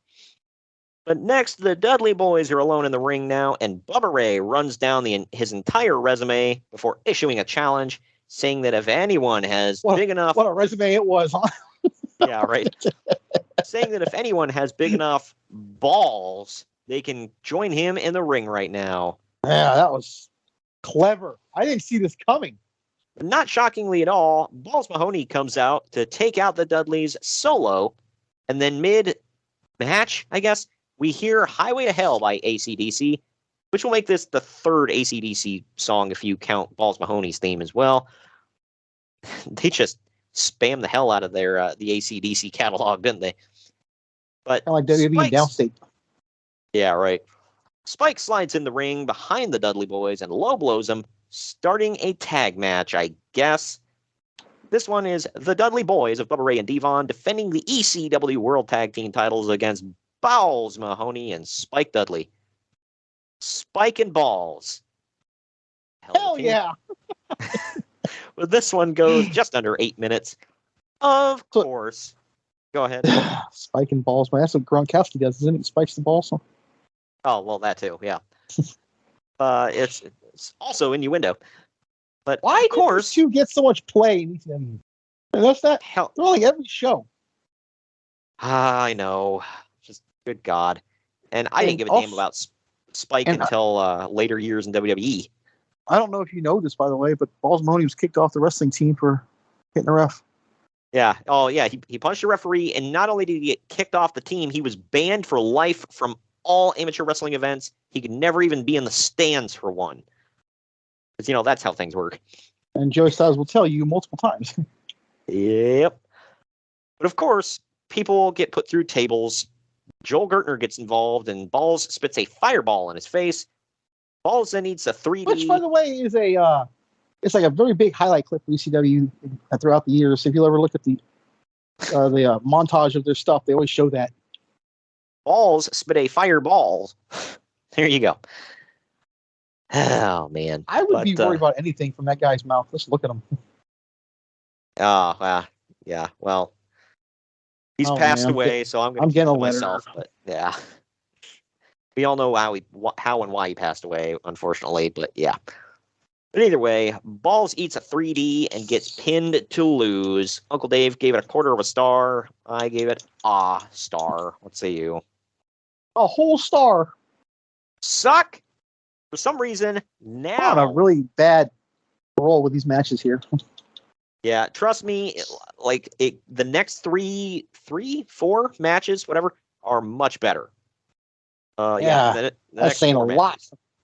Yeah, it started off really bad, but hey, I'm going to consider this the pre-show because after these 2 title matches, now they roll the damn show, the damn video show intro. Why? 'Cause f- you, that's why. Yeah. Or- It's like Me, right? it's like one of those old James Bond movies where like a million things happen before they roll the credits. Yeah, and it's like, what the... Dude, I'm not kidding. I've watched shows. I can't think of one off the top of my head right now. But I've watched shows that are 30 minutes long. 15 minutes into the episode, they roll the opening credits. I'm like, what the hell? Like, at this point, just F it. You're wasting time at that point. Yeah, right. Getting into this next match here, we get Super Crazy versus Taka Michinoku, fresh off getting released by WWF. This goes... He'll be back. Yeah, well, he'll be back indeed. This goes about 8.5 minutes. In the end, Taka gets hit with 2 power bombs in a row for a Super Crazy victory. Uncle Dave gave this 2 3/4 stars because something had to shave off that quarter star, man. The way he almost fell in that second power bomb. Yeah, that was it. I gave it an even 3. What say you? I did too. I thought it was a damn good It was match. fun. But of course, Joey Styles had to crack on WWF in this one. Where I can't remember. Don Callis said something about Taka being like pompous or something like that, and Joey was like, "Yeah, well, being the WWF light heavyweight champion will do that to you." Like, what? That title meant more than anything this company ever had. Yeah, at least that one made it onto TV that people watched. But anyway. Also, people tend to forget that title, I think, was made just for him. When he won it, they had like all the press and everything. It was like a huge deal. Yeah, that sounds about right. But, well, you remember when it first started out, it was just like him and Brian Christopher over and over, man. Yep. Like, we commented on that, where it was like, dude, they had nobody in this division except them. But we now go to Joey Styles looking like Gordon Gekko, telling us about the upcoming RVD versus Cherry Lynn match. People don't know who that is, Google it. We then get a video recap of their feud. Well, I had it saved. I guess it's a good time to use it. Who? But now we go back to where Joel Gertner is rolling around in pain, towel over his face backstage, and there's a note on him. The Dudleys read it, and Sign Guy demands that they, quote, take his ass out, whoever it is. What was that thing he wore around his neck? It was like a soft neck brace, whatever. Yeah, I mean, I was gonna say neck brace because that seemed like the obvious answer, but I mean, it wasn't for like a broken neck, right? Ever? 'Cause he wore it all the time. It was at first, and it just became a gimmick because he effed up his neck, and he had to wear a brace around it, and then he just started getting custom ones with like designs and crap on it, and then it just became his gimmick. He'd put the bow tie over it, and just like, okie dokie. But I guess this is a hit list, by the way. The Dudleys charge into the locker rooms and beat up the first person they see, who happens to be Nova. Oh, because Hollywood Nova. Yeah, because if there's one person who needs to get got, man, it's Nova. The Simon system. Yeah, right. He hadn't even sold them like crappy shakes yet, man. So what the hell? But up next, we have Little Guido with Big Sal versus Yoshihiro Tajiri in 11 minutes. By the way, I always hear the music on Peacock, so this time I actually got to hear the real music. And yeah, I finally see why you like the FBI theme. It was pretty sweet. It was like a remix of the Staying Alive. Yeah. Yeah, it's called, if anybody wants to look it up, it's called Stylin' Alive, and it's like some rapper took the beat of Staying Alive and like rapped over it. It's pretty sweet. I enjoyed it. But the dub music on Peacock is pretty bad though. Yeah, it's just like it's like some disco song. It's like not even a good one. But there were some really good disco songs. So don't you dare talk bad about Earth, Wind, and Fire. All right, that's not disco. The hell it wasn't. That was definitely disco. They had the disco shoes. They did the disco dancing in their videos. They had the afros rocking. Oh, Black Men did funk. They didn't do disco. That was the idiot white guys. Oh, good God. Hey, Casey and the Sunshine Band had a few good hits. Anyway, in the end of the day, this pretty damn good match, Tajiri hit a spin kick followed by a brainbuster for the win. Uncle Dave, again, gave it 2 3/4 stars. Well, because there was only one Japanese guy in this match. I gave it 3.5. It was in Tokyo Dome. Exactly. It was in Mid-Hudson. I gave it 3.5. I really like this match. What say you? I gave it 3. This was my favorite match of the night up until the TV title match coming up. Yeah. Well, it comes as no surprise what the best match of the night is. Right. But we now get a video recap with River of Deceit by Mad Season playing over it. It's not what I got. Yeah. On Peacock, they always play that like dum bum bum. It's like it's the best you got. But anyway, it's the videos of Tommy Dreamer repeatedly trying to powerbomb Dawn Marie and Lance Storm repeatedly saving her. That will set up for Dreamer versus Storm. And woman violence. Hell yeah. Pile drive that bitch. But backstage, the Dudleys are looking at the hit list again, and Rob Price, whoever the F that is on the list. They say that they like him, but they've been paid to take him out, so they track him down and beat him down with a chair in the locker room. Paulie's accountant, pretty sure. Yeah, well, he's not Jewish. What the hell? Well, they all want to take him out. Joey Styles now runs down all the tour dates for ECW through the next year. And now we've got this. It is Lance Storm with Dawn Marie in his corner, taking on Tommy Dreamer. All the way live. Oh, hell Dawn Marie was good too. Wow. Taking on Tommy Dreamer with Francine in his corner, and it's a street fight.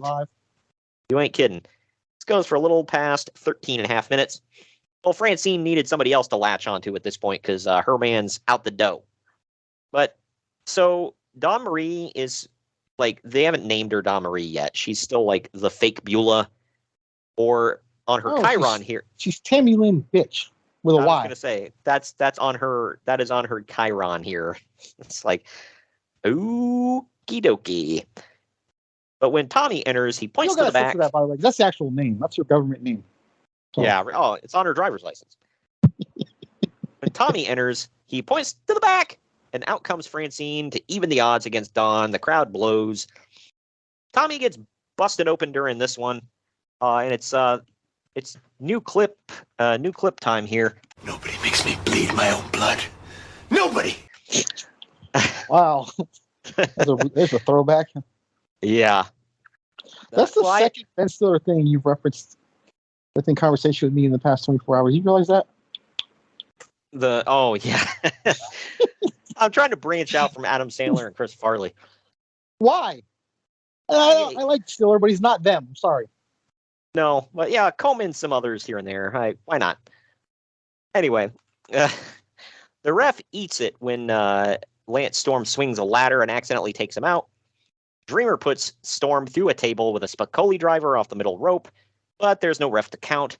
Cyrus now runs out and pulls Dreamer off, but then Francine takes out Cyrus with a flying forearm and then a Bronco Buster in the corner.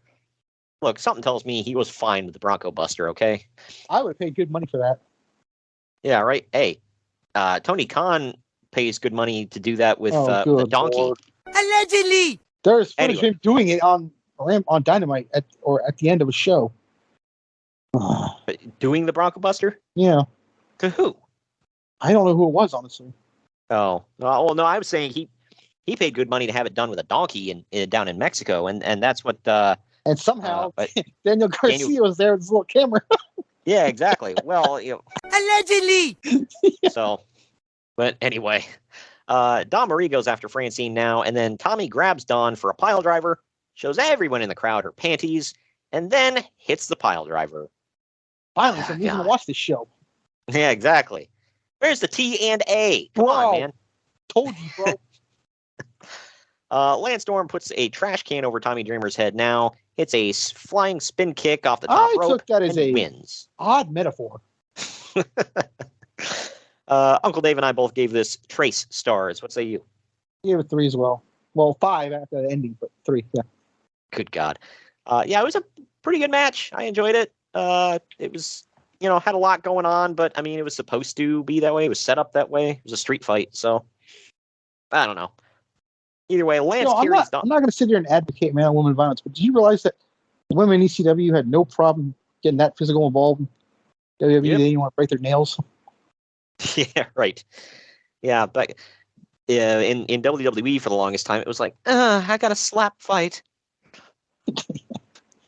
What segment is it where I can take off my clothes? In underwear. Yeah, right.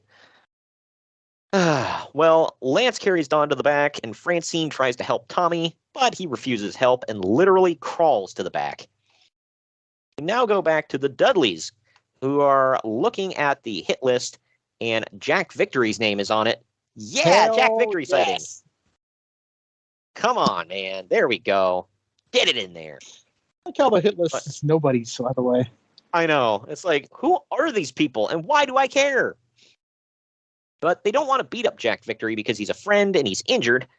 They then open the envelope and they see that they were left $5,000 to do this. So Bubba says, "Oh my God, Jack Victory's a dead man." That's the first and only time they got paid in that company. Exactly.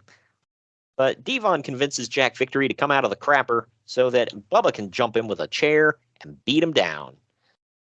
Good God, there's a metaphor. There's a metaphor there, too. Yeah, right? But Bubba then says that cash rules everything around the Dudley Boys, and they tell Jack Victory it's nothing personal, just business. Now we switch to Taz, who's icing his neck. He promises to take out the Dudley Boys tonight for what they did to him. Dave Prazak tries to wrap it up, and then Taz yells at him for, quote, not letting him do his gimmick. And then he hits his catchphrase. And then we get, I'm Taz, the World Heavyweight Champion. Beat me if you can. Survive, Dudleys, if I let you. Right. If you can't beat him, don't you already survive? Doesn't kind of like step on his own catchphrase? Yeah. Well, if you beat him, isn't that... That's what I mean, if you can beat him. Yeah, then you survive. Yeah, I don't know. You're thinking too much about this, Greg. Damn it. More logic.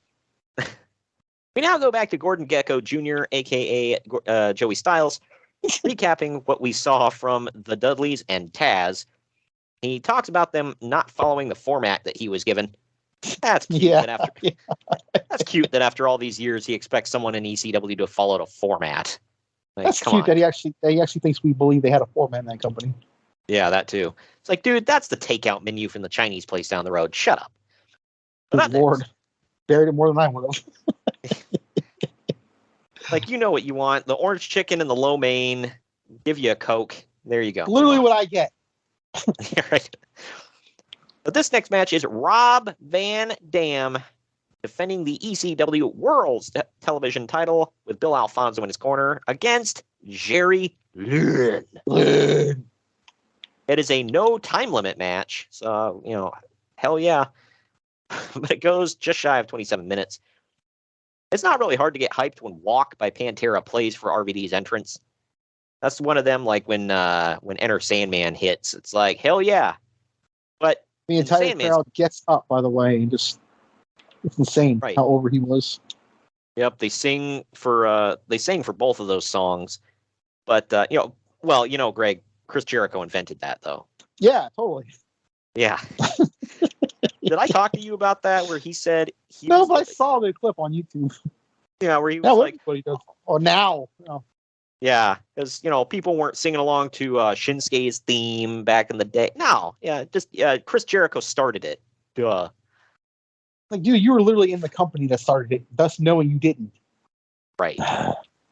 Well, and like I just said, they would do that in ECW all the time, too. So it's like... I feel like whatever. They started it. Right.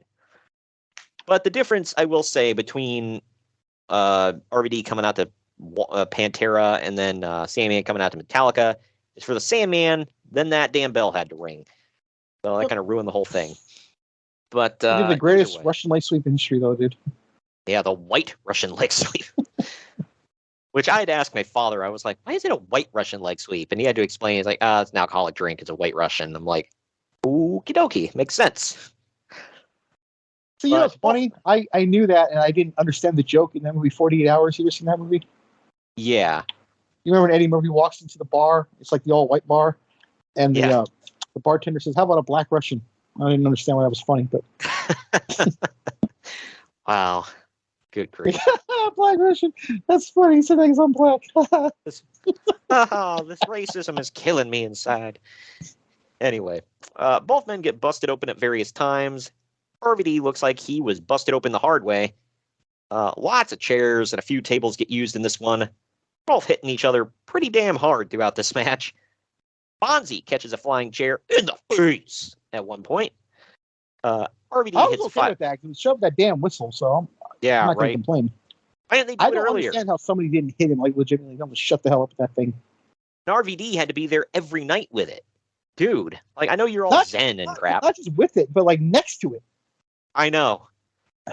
But RVD hits a 5-star frog splash at one point, crawls to the corner, but gets crawls to the cover, but gets small packaged for a near fall. After a bit more positioning, prom night flashback. Fonzie throws a chair to RVD. He hits the Van Daminator and then follows up with another 5-star frog splash for the win. So RVD and Jerry Lynn were both injured in this match with concussions, and both were legitimately knocked out at different times. And Lynn was actually hospitalized afterwards for that, as well as a broken nose. So it kind of makes this a little bit more impressive. He went on to have a great musical career, though. He's good. Good grief. Uncle Dave gave this 4.25 stars. I give it an even 4. What say you? I gave it an even 5. This is probably the best match in ECW history. Really damn good. Love these guys every time they hooked up. Some matches were obviously better than others. They faced each other at least. Nothing was better than this, though.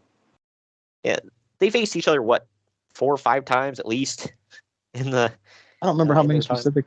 It's quite a bit, I'll say that. But after the match, Van Dam calls Jerry Lynn back. They high-five each other, and then Lynn takes off, giving RVD time to celebrate his win in the ring. To my knowledge, this is the first ever frenemy relationship in wrestling right here. And Vince Russo didn't come up with it? Bro. And he's like, no, bro, I would have made them the tag champs, and they would have hated each other, bro. We now go backstage to the Dudleys. Tag titles in the tournament, bro. Good God. I missed that one. We now go backstage with the Dudleys yet again. Bubba is beside himself about what Taz said about them. Devon is pacing back and forth. The cameraman can't freaking stand still, and it's making me sick. Dude, that wasn't just me, huh? Yeah. I'm like, I wrote down on the I forget where. I'm trying to look here, but I wrote down looks like the Blair Witch movie. All night, every time they're in the back. It's annoying. But Bubba Ray switches back and forth between his thick New York accent and a clearly fake Southern accent as he says that the Dudleys are done hiding and they'll take on anyone. Like, dude, like, give up the charade at this point. Just talk your normal, like, New York way, man. I like how when he became Bully Ray, he became thick New York. Yeah, right. But Big Dick Dudley now bursts into the room. Hey, he's still employed. And he's holding... I mean, the check's clear for him, huh? Yeah, right. Well, if there's one guy. But he's holding Chris Chetty in by the wrist and around the neck. And he literally comes in and says, "Look who I got, Taz's cousin." I'm like, what the F is wrong with you, man? Well, they're all, what's that word? Inbred, right? Yeah. Yeah. Well, Bubba Ray beats the ever-loving hell out of Chris Chetty, making him bleed. Devon then looks, I guess that sets me up to play it again. Nobody makes me bleed my own blood. Nobody! I still love how all the Dudleys are like all related and they're all vastly different colors. Yeah, right. It's not like, like someone's half black, usually like light skinned. Nope, Devon's dark as hell. Yet we're supposed to believe they're all related by blood, right? Not marriage. Yeah, right. Well, Devon looks like he doesn't want anything to do with this, not even wanting to touch Chetty. Did you notice this? It was like he was shying away from it. I think he was like ashamed of it. Yeah. It's like, what the hell is going on? We now get a recap of Just Incredible and Shane Douglas's feud. Then we go back to Joey Styles, who says, Shane Douglas isn't there. So why play the video, man? And he says he very likely will not be back in ECW ever again, so Just Incredible has no opponent. But you just played that video. God. If this was in the a few archives years later. 2006, right? 6, 7? Something like that. Just Incredible comes to the ring with Jason and Jazz, who is also nameless. Why is it, by the way, that like every time a woman is introduced in ECW, for like the first 2 months of their career, they don't have a name? Bro, nobody cares about the woman's name, bro. We just care about the boobs. They did that with Francine. I think they did it with Beulah. They did it with Dawn Marie. They did it with Jazz. I'm like, why? Like, just... To be fair, WWE did it with China.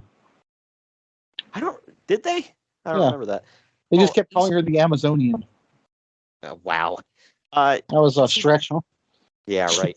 ECW also did it with Leah, by the way. She didn't have a name for the longest time. She was just unnamed hot redhead. Okay. But Justin cuts a promo.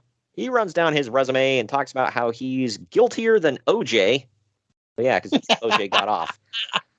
But he says that no justice system would dare sentence him to the electric chair. Okay.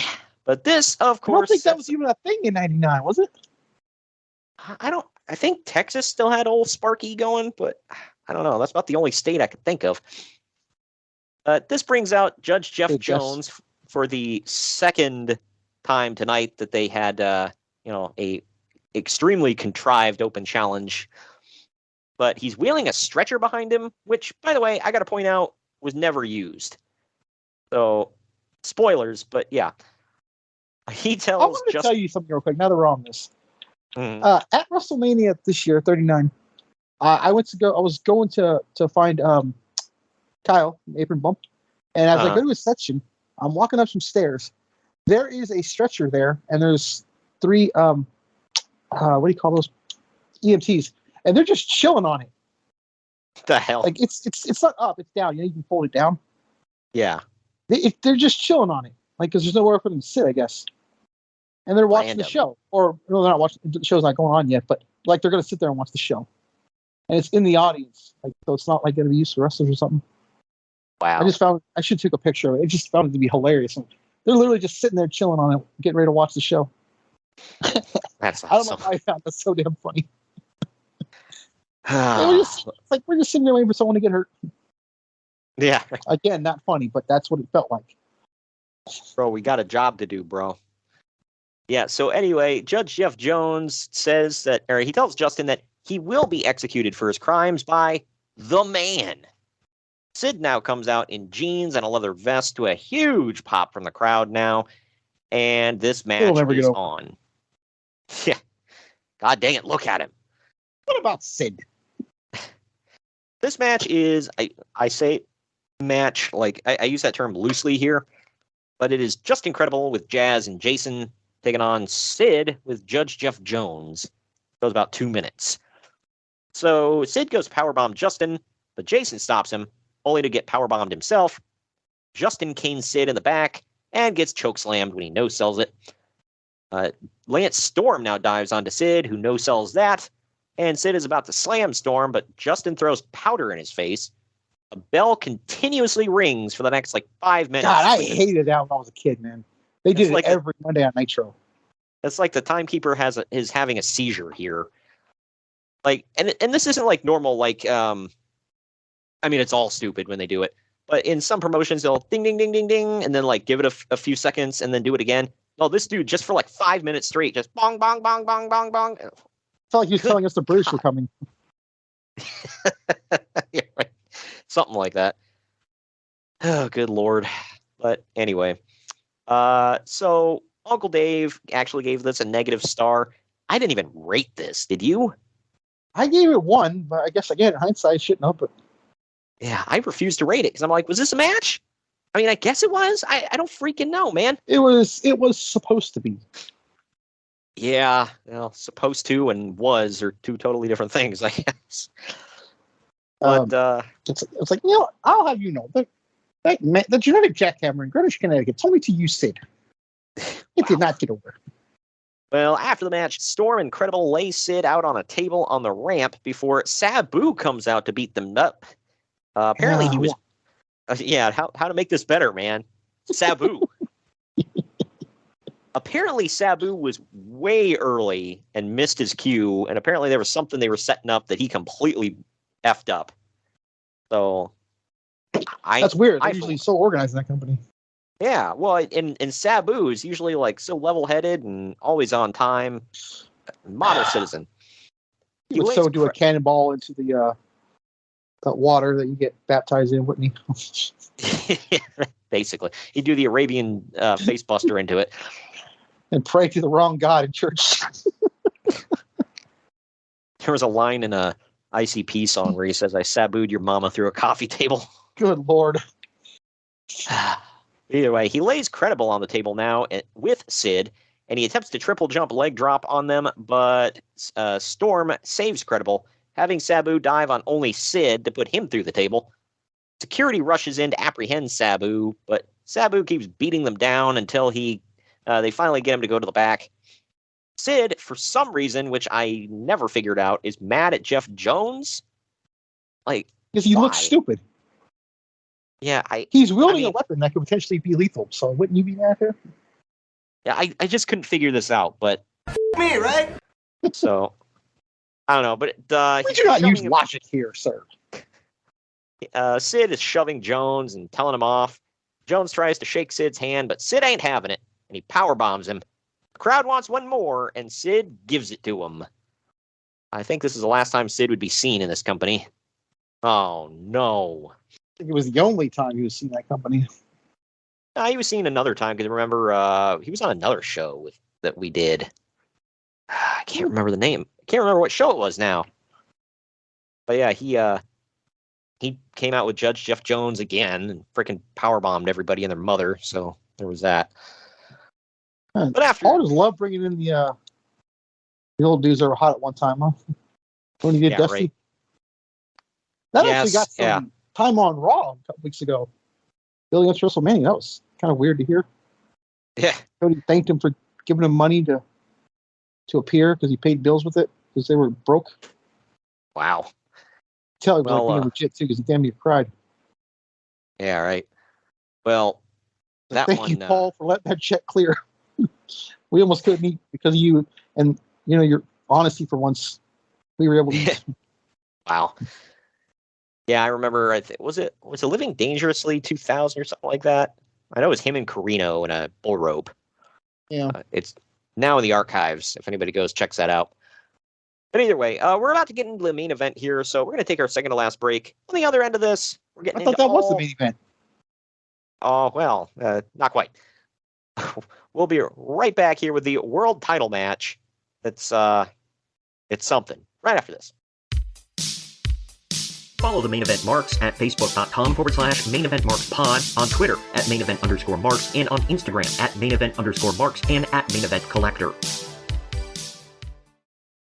Good morning, good afternoon, good evening, and good night. My name is Thomas, and what's your name? I'm Alan. Oh, yeah. We're brothers. That's right. Yeah. I forgot Got the same mother and father. Your room was... Oh, we shared the room. Shared a room. We shared the room. Thought I knew your face. Yeah, we go way back, mate. Yeah. We should do a podcast then. We have. We do a podcast. We do a podcast. What's it called? The Broadcast. Yeah, that was planned. Yeah, well. What do we do? Well, we cover all different things in the world of pop culture. We're talking about comic books, we're talking about professional wrestling, and we're talking about movies. Go back and watch classic retro wrestling events, the likes of WWE, WCW, and if you do like that, you can check us out on Apple iTunes, also on Podbean, Anchor, and on Podknife. Also check us out on Twitter at The Broadcast. That's BROKAST. I nearly stuffed up the ending. No, it's all right. Good on you. Yeah. Instagram also at The Broadcast Podcast. Remember, we don't spell it with a C. We spell it with a K. Sorry, mate. Take it easy. Get real with the fever on the dance floor. Main Event Marks are available wherever you get podcasts and on YouTube. Find all of our links on our link tree at linktr.ee/Main Event Marks. Even for the flames, who can think the way that I flex? And we're back. We're back. After another advertisement for upcoming ECW tour dates, we go back to Joey Styles, who says that he has zero idea what the hell is next since Taz and Candido was supposed to close the show. Well, The last ever ECW show ended like this too, if you remember. yep, fitting end for this company. So now they're going to throw out some unadvertised match because, that's how it should go. Hey, screw you. We already have your money. But Bubba Ray Dudley... that's not an illogical... I'm not saying screw you part, but they do already have the money, so they can do whatever the hell they want, right? That's true, but if you want them to order the next one, I mean... Yeah, right. Well, yeah, and the fans are sitting at home like... Me, right? But anyway, Bubba Ray Dudley and Sign Guy Dudley now make their ways to the ring again, and Bubba says that Devon broke his hand on Chris Chetty's skull, which, Devon didn't touch Chris Chetty, so that's a lie. He refused to. Yeah, right. He acted like Chris Chetty had, cooties Lice. or something. Yeah.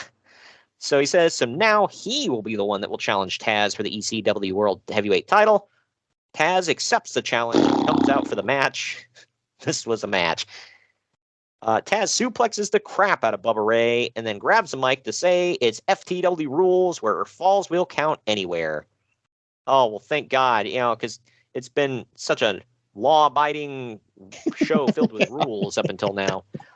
I wrote Gotta down let here, loose why somewhere. why was Bubba always the Dudley to challenge for the title? I'm not knocking him or anything. I'm not praising him either, but he was always the one. It wasn't Devon. No. It has to be Bubba. Yeah, right. Well, this match is Taz defending the ECW title against Bubba Ray Dudley with Sign Guy Dudley in his corner. It's a real match on pay-per-view, folks, in 1999. Yep. In FTW Falls Count Anywhere rules. It goes for 12 minutes, 17 seconds. They brawl all the way to the backstage area and through the fans. Taz gets busted open at one point. Nobody makes me bleed my own blood. Nobody! And surprisingly, Bubba Ray is the one in control while they do all this. Bubba sets tables up in two of the corners of the ring, and Taz makes a comeback. For some reason, both men decide to hip toss the referee through a table. Because he looks stupid. Yeah, well... That was me, right? It was what? That was Jim Molyneux, right? I have no idea who the hell it was. He had no problem getting physical, ever. Yeah. But then after this, Devon comes to the ring to double team Taz with Bubba Ray. Apparently he wasn't that hurt. Bubba Ray gets Tazplexed through a table for a near fall. Taz finally locks in the Katahajime for the submission win. The Katahajime. You ever notice he always enunciated the Katahajime? Yep. Yeah, freaking Joey Styles was nuts with it. Uncle Dave gave it a 1.75 stars. Oh, it's too much. What the hell, shaved off a quarter of a star. I actually gave it an even 2, slightly below average. Say you. Actually, I gave it a 2 as well. I feel like hearing you describe it, I'm like, that's a horrible match. But I remember watching it, it wasn't as bad as I thought it was going to be. Yeah, it was okay. It was just, why did this have to happen? How great Taz was too, by the way. Sometimes you watch an ECW show, you realize, like, man, this guy was great. Yeah, right. It's now, granted, I don't want to step on my own statement here, but this wasn't a showcasing how great he was, but you can see it. Yeah, like if I'm telling someone, you want to see how great Taz is, go watch him and Bubba Ray. No, that's not what I would say. But he was damn good. Yeah, no, not quite, but yeah. I don't know, man. The match was what it was. I still am just like, why? Why was this on pay-per-view? And why couldn't you just do the scheduled match? He was there. No, we got to bury him in the first match and get him the F out. Why? Well, I guess I got to play it. I'm sure there's a reason, but I'm not going to look for it. Well, yeah, that reason was Me, right? But Taz leaves the destruction in the ring, and we get a video. People think WWE's the only one that did this crap. Oh, you're leaving? You're going to make an ass out of you. Yeah, at least they didn't, oh, well, we had this match advertised for the main event of the pay-per-view, built up to it. Not F it. So dumb. But after Taz leaves, we get a video recap of the show with The Zoo by Bruce Dickinson playing over it. And that Bruce Dickinson. Exactly. That will close the show. He's done there, man. They're going to be wearing gold-plated diapers. Wait, what the hell? Don't question Bruce Dickinson. I don't think you even know what the hell I'm referring to. That whole Saturday Night Live sketch with the cowbell? Oh, is that something to do with Bruce Dickinson? Yeah, that's who Christopher Walken was. Really? Well, I had no freaking clue. I just know that they used his song to do a lot of their video recaps, so that's all I know about him. That's hilarious, though. Well, they didn't have enough cowbell on this show, so... There was a cowbell on the show, though, and that stupid fan in the front row. Of course there was. Well, he kept trying to give it to people every time they passed by throughout the match. Yeah, they're like, F off, dude. Use it. Well, to be fair, though, they set the precedent for taking the weapons from the crowd and using them. That is true. Like it hadn't been done before, so he probably like, oh, it's my turn. I want to get mine in.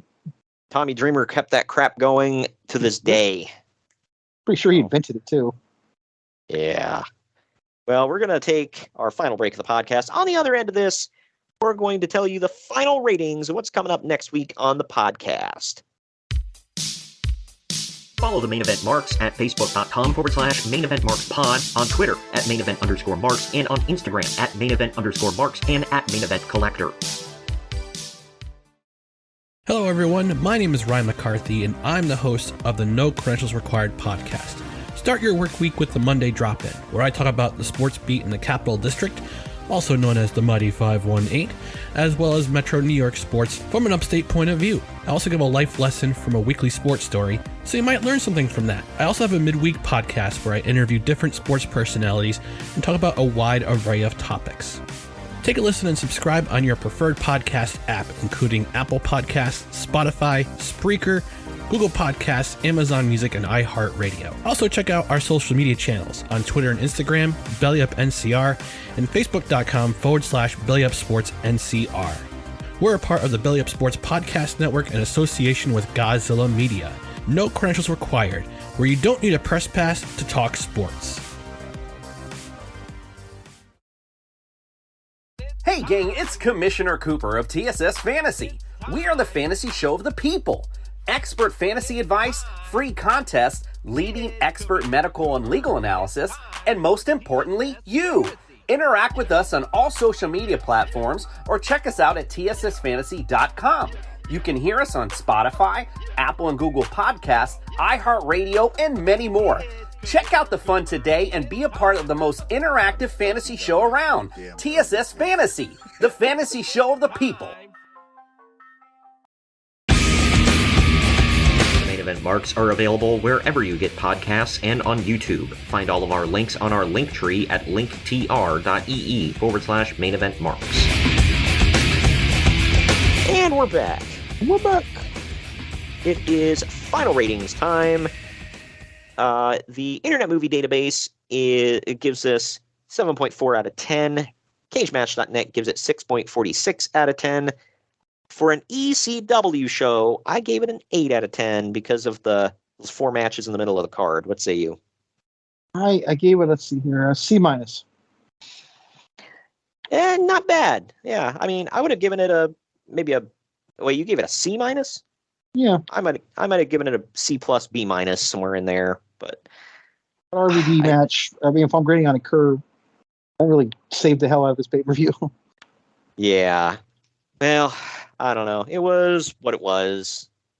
But something else that is what it is next week, ladies and gents, we are covering a Slamboree. This one from 1996. Lethal Lottery. Slamboree. Yeah, it's Lethal Lottery, which, let's always go over. It's really not that bad.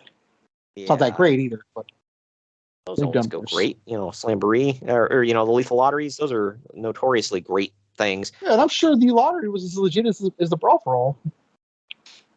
When you see some of these teams. Man. Well, that is coming up next week. It is also double main event week. We're bringing you, I realize it's the May bonus show and this took place in April, but it's close enough. We are covering the first ever SmackDown. It's basically the pilot that aired on April 29th, 1999. So a few weeks before this pay-per-view aired. AKA the show that made Vince Russo say bye, bro. Yeah, right. Yeah, so that's coming up next week. Like I said, Dos shows in Uno weeks. Should be fun. The news is usually pretty fun coming out of those years. So anything out of the mid to late 90s is fairly entertaining news-wise. But yeah, either way, that's what we got for you. And then we're wrapping up the month, obviously, May 31st with Ring of Honor's War of the Worlds 2014. Bringing in some New Japan talent for the show as well. So it'll be fun to watch that. Anyway, that does it for us today, Greg. Thank you for joining me. Yeah, sure. It was ECW. And it honestly was. It was. We've done way worse with ECW. I'll say that. And going off of your, how I can see you plan stuff, we will do way worse. Because I don't think there's very many good ones left. We covered all the good ones. Fairly Legal. That is correct. Got one more in. So, but either way, that does it for us for today. We will see you all next week for Double Main Event Week when we bring you the WCW Slamboree 96 and next Friday for the first ever SmackDown on April 29th, 1999.